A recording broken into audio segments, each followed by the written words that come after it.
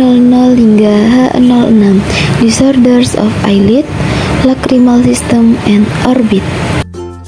Bab 7, penyakit mata dan juga atnesa, H00 sampai dengan H59. Subbab pertama, H00 sampai dengan H06.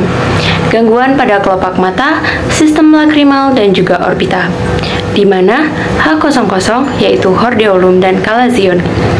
H00.0 hordeolum dan peradangan kelopak mata lainnya. Yang kedua, H00.1 kalazion, di mana kalazion sendiri merupakan sebuah lipogranuloma kronik yang steril. Kalazion biasanya ditandai dengan benjolan yang tumbuh perlahan dan tidak nyeri. Kalazion dapat dibagi menjadi dua, yaitu superficial dan dalam. Patofisiologi kalazion atau kalazia disebabkan oleh kelenjar sebasea yang terhambat, di mana sebum akan menumpuk dan menyebabkan respon inflamasi granulomatosa. Inflamasi yang terjadi tidak melibatkan peran bakteri. Kelenjar Meibom tertanam di lempeng tarsal kelopak mata. Oleh karena itu, edema menyumbat kelenjar itu biasanya terbatas hanya pada konjungtiva. Tetapi, kadang-kadang kalazion dapat membesar dan menembus lempeng tarsal ke bagian luar konjungtiva. Pada kalazion yang disebabkan oleh penyumbatan kelenjar Zeiss biasanya terletak pada tepi palpebra. Pada poin H01 yaitu other inflammation of eyelid, terdapat 4 kode dengan kode keempat. Yang pertama, H01.0 di mana H01.0 adalah blepharitis.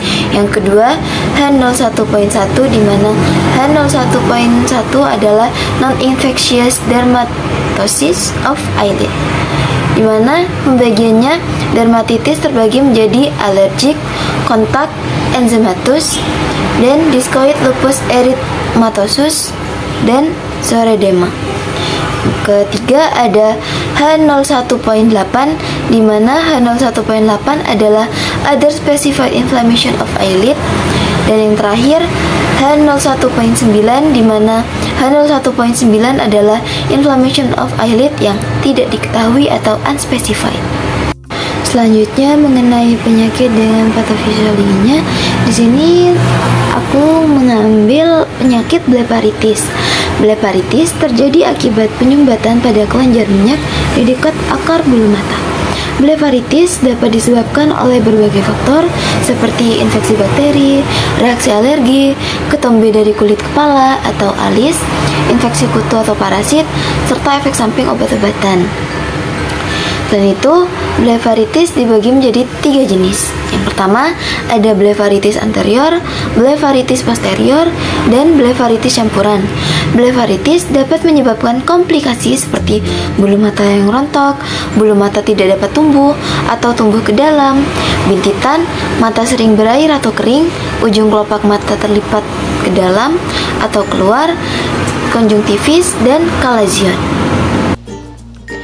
Assalamualaikum warahmatullahi wabarakatuh. Perkenalkan, nama saya Miranda Dwi Septi dari golongan B dengan NIM G41220892. Di sini saya akan menjelaskan H02 mengenai other disorder of eyelid, yaitu mengenai penyakit lain pada kelopak mata. Yang pertama ada H02.0 yaitu interruption and triasis of eyelid, H02.1 ectroption of eyelid, H02.2 lagopothalmos, H02.3 blepharochalasis, H02.4 ptosis of eyelid, H02.5 other disorder affecting eyelid function. Kemudian ada H02.6 yaitu mengenai xanthelasma of eyelid, H02.7 mengenai other and unspecified degenerative disorder of eyelid and periocular area. Kemudian ada H02.8 yaitu mengenai other specified disorder of eyelid. Yang terakhir ada H02.9 yaitu unspecified disorder of eyelid. Nah, di antara banyak penyakit yang sudah saya sebutkan tadi, saya akan memilih salah satu dari jenis penyakit pada eyelid, yaitu ptosis of eyelid. Nah, apa sih ptosis of eyelid itu? Ptosis merupakan kondisi penurunan. Jadi ptosis of eyelid itu merupakan kelopak mata mengalami penurunan, atau biasanya itu bisa disebut juga sebagai blefaroptosis. Nah, di sini saya akan menjelaskan patogenesis dari penyakit tersebut. Nah, jadi begini, levator palpebra superioris atau LPS, biasanya disebut LPS, dan otot muler adalah dua otot kelopak mata atas yang bertugas dan bertanggung jawab untuk mengangkat kelopak mata. LPS merupakan elevator utama yang disuplai oleh saraf okulomotor.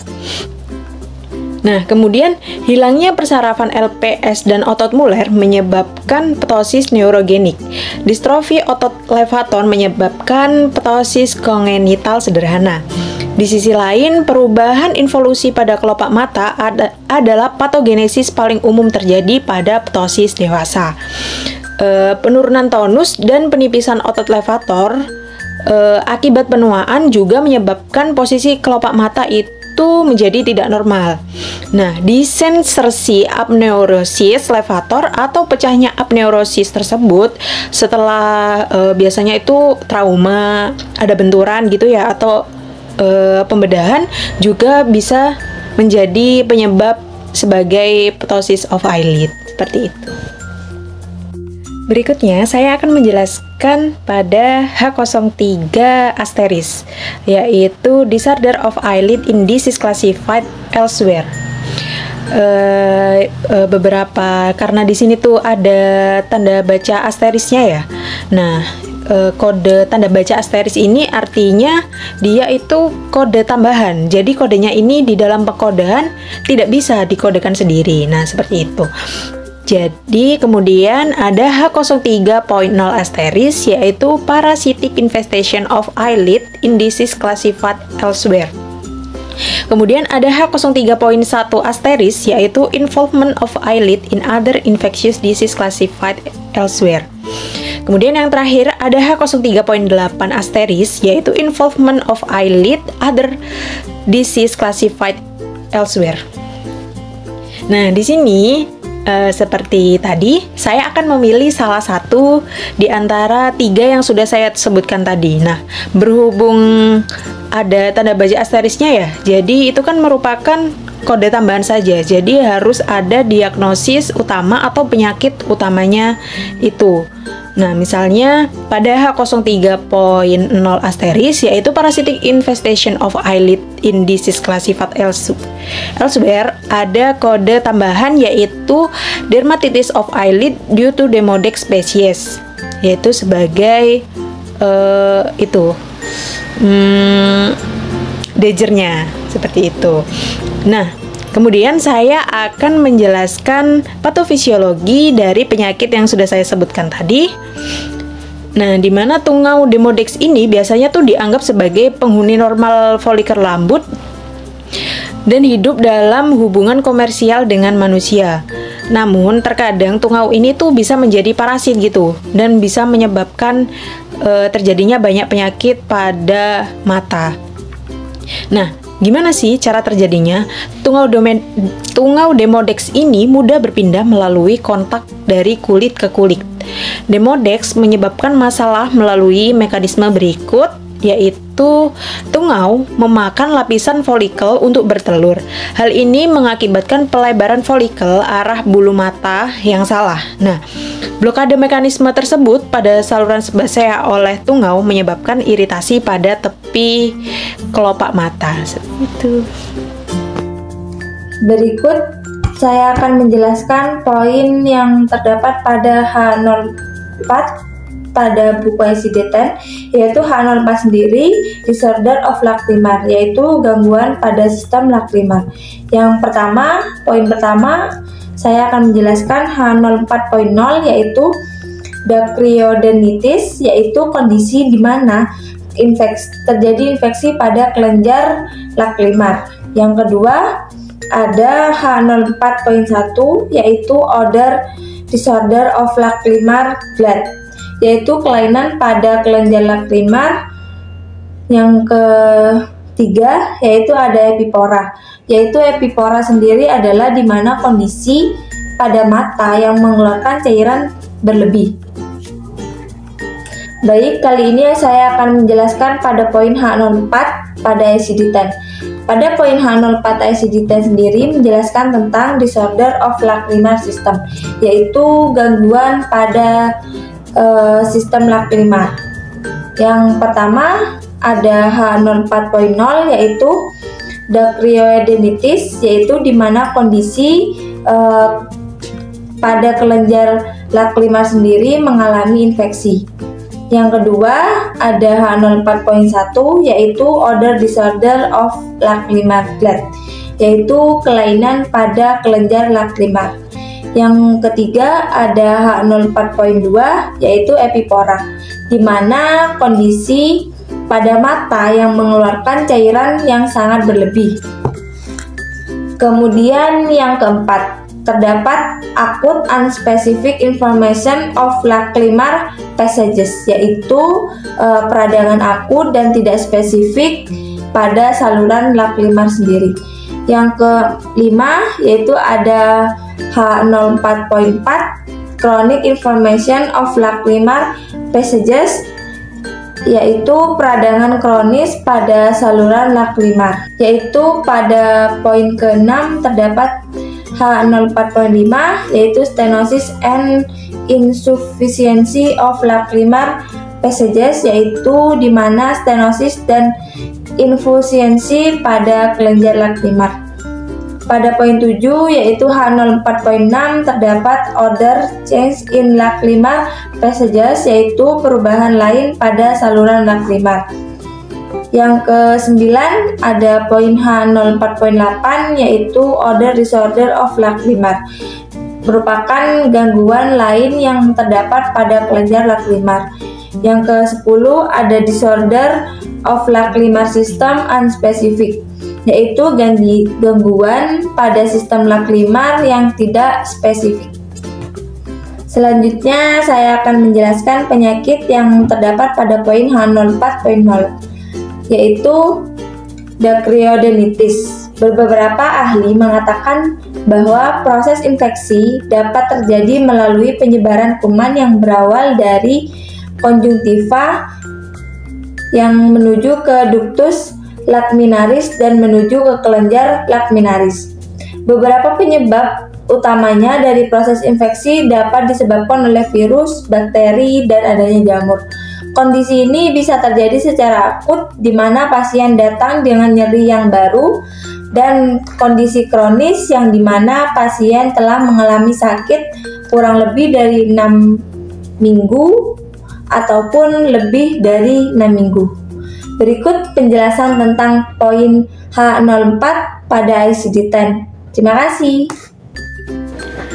Yang selanjutnya ada H05, yaitu Disorder of Orbit Exclusion, Congenital Malformation of Orbit, Q10.7. Selanjutnya ada H05.0, Acute Inflammatory of Orbit. H05.1, Chronic Inflammatory of Disorder of Orbit.